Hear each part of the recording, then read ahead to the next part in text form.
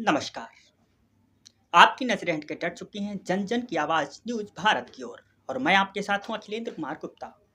वक्त हो चला है आज की ताजा तरीन अहम खबरों का। तो आइए रुक करते हैं आज की एक विशेष खबर की ओर। भारतीय सांस्कृतिक एवं ऐतिहासिक शोध संस्थान का राष्ट्रीय अधिवेशन एवं स्थापना दिवस। खबर उत्तर प्रदेश की राजधानी लखनऊ के मोहनलालगंज से है, जहां कोहिनूर लॉन में भारतीय सांस्कृतिक एवं ऐतिहासिक शोध संस्थान का वार्षिक अधिवेशन स्थापना दिवस आयोजित किया गया।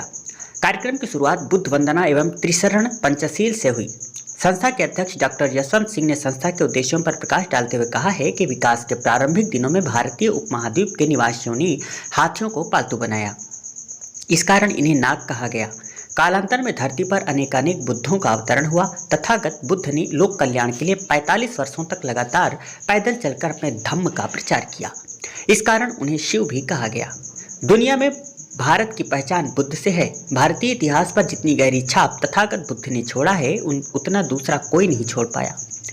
बुद्ध को अलग करके भारत का इतिहास लिखा ही नहीं जा सकता। भारत के आदि नागों को एक कालखंड में भारशिव भी कहा गया है। दुर्भाग्य से भारतीय इतिहास में इस कालखंड की उपेक्षा हुई। इस कालखंड पर व्यापक शोध करना ही हमारा उद्देश्य है।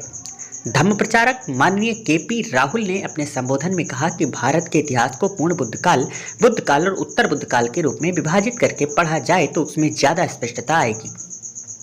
यह कहना कि कुषाणों के ध्वंसावशेष पर गुप्त साम्राज्य की स्थापना हुई पूर्ण सत्य नहीं है। कुषाणों और गुप्तों के मध्य भारतीयों ने राज किया। लगभग 600 साल तक बुद्ध की मूर्तियां नहीं बनी थी। उन्हें स्तूपों पर चिन्हों जैसे प्रतीकों से याद किया जाता था। कुषाण राजा कनिष्क के काल में बुद्ध की मूर्तियां बनी, जिससे नाग राजाओं का कुषाण साम्राज्य से युद्ध हुआ और कुषाण साम्राज्य समाप्त हुआ तथा आदि नागों को नया नाम भारशु प्राप्त हुआ। स्तूपों पद चिन्हों के साथ मूर्तियों पर भी समन्वय कर लिया गया। भारतीय सांस्कृतिक एवं ऐतिहासिक शोध संस्थान के प्रयासों से भारतीय काल के इतिहास में और स्पष्टता आने की उम्मीद है। इसके अतिरिक्त श्री राहुल द्वारा संविधान के अनुच्छेद 312 के अनुसार भारतीय न्यायिक सेवा आयोग का गठन किए जाने की मांग की गई, जिससे न्यायिक सेवा में चयन पारदर्शिता हो सके।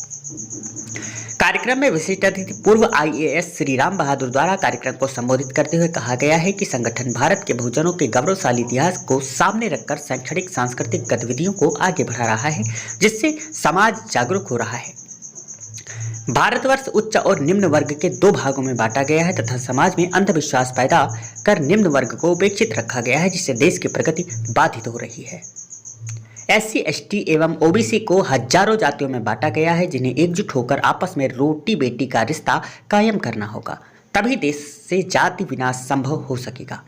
देश में वैज्ञानिक सोच को कायम करके ही देश को प्रगति के पथ पर ले जाया जा सकता है। मैं संगठन की गतिविधियों के लिए संस्था के अध्यक्ष डॉक्टर यशवंत सिंह व अन्य पदाधिकारियों को शुभकामनाएं प्रेषित करता हूँ। कार्यक्रम में विशिष्ट अतिथि के रूप में उपस्थित मोहनलालगंज विधानसभा के पूर्व विधानसभा सदस्य श्री अम्बरीश पुष्कर ने कहा है कि बुद्ध के बिना भारत की कल्पना करना बेईमानी होगी। बुद्ध के बताए हुए रास्ते पर चलकर ही भारत पुनः विश्व गुरु बन सकता है। विशिष्ट अतिथि श्री सुशील पासी, प्रदेश महासचिव कांग्रेस पार्टी, प्रख्यात सर्जन डॉक्टर जितेंद्र कुमार सरोज तथा डॉक्टर प्रशांत कुमार ने तथागत बुद्ध बाबा साहब डॉक्टर अंबेडकर के बताए हुए रास्ते पर चलकर सत्ता के केंद्र बिंदु पर काबिज होने की अपील करते हुए अपने विचार व्यक्त किए हैं। उन्होंने कहा है कि संगठन से सम्मान मिलता है और राजनीतिक दल आपको अधिकार दिलाते हैं। इन दोनों का आपस में समन्वय होना जरूरी है। इसके लिए दोनों में बुद्धिजीवियों की जरूरत होती है। आज के संगठन और राजनीतिक दल में बुद्धिजीवियों का अभाव हो गया है, इसलिए बहुजनों को सम्मान नहीं मिल पा रहा है। पूर्व लोकसभा प्रत्याशी मोहनलालगंज व समाजवादी पार्टी के तेज तर्रार नेता श्री CL वर्मा द्वारा वर्तमान में देश में फैली अराजकता तथा प्रदेश व केंद्र सरकार की गलत नीतियों का पुरजोर विरोध करने का आह्वान करते हुए बहुजन समाज को एक साथ आने की अपील की गई। डॉक्टर सरिता रावत द्वारा अपने संबोधन में जननी सुरक्षा और बाल विकास पर प्रकाश डाला गया। कार्यक्रम में उपस्थित श्री रामलखन कोटार, सेवानिवृत्त मैनेजर भारतीय रिजर्व बैंक, इंजीनियर होरीलाल उपाध्यक्ष कोरी, समाज सेवा संस्थान उत्तर प्रदेश श्री सुनील कुमार रावत, जिला पंचायत सदस्य सहरावा उन्नाव, भारतीय संस्था के उपाध्यक्ष श्री राम यश विक्रम, संगठन के सह संरक्षक व डॉक्टर अम्बेडकर राष्ट्रीय एकता मंच के प्रदेश अध्यक्ष Shri Asaram Saroj, doctor Ashok Kumar Saroj, doctor Rajesh Rawat, professor Ranjana Rawat, Shri Dheeraj Bharti, Shri Desh Rajpasi Raebareli, doctor Abhay Singh associate professor, Shri Shivshankar Saroj एवं Shri Madan Gopal Verma Kanpur, Shri Rajesh Pasi RCP, Shri Ram Ujere Vikram, Shrimati Aradhana Verma, Shri Jaiveer Pasi, Shri Roopnarayan, Shri Dinesh Kumar Saroj, advocate Madan Saroj, Shri Sanjay Kumar, Shri Sunil Kumar, doctor Jitendra Saroj, Shri Ashok Kumar Pratapgarh, Shri Manoj Rawat, Devendra Bhimraj, Shri Shiv बालक रावत आदि ने अपने विचार प्रकट किए।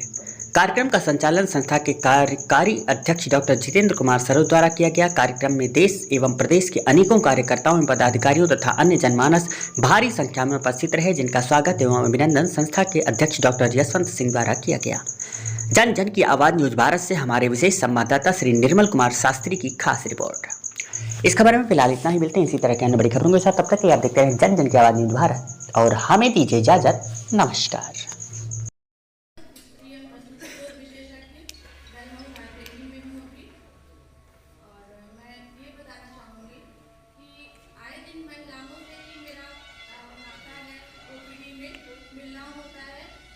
मैं ये देखती हूँ कि जो महिलाएं शिक्षित होती हैं वो अपना भी ख्याल रखती हैं, अपने परिवार का भी ख्याल रखती हैं, और इसीलिए मैं शिक्षा पे जोर देना चाहती हूँ महिलाओं की, कि अगर महिलाएं शिक्षित होंगी तो उनका पूरा परिवार शिक्षित होगा और इससे हमारे देश की उन्नति होगी। Thank you. रास्ता अपनाएं, एक ही विचार अपनाएं तो निश्चित रूप से हम लोग आगे बढ़ेंगे, हमारा समाज आगे बढ़ेगा। जब समाज हमारा आगे बढ़ेगा तो हमारा देश आगे बढ़ेगा। पुनः आप सभी लोगों को आभार व्यक्त करते हुए अपनी वाणी को विराम देता हूँ। जय भीम।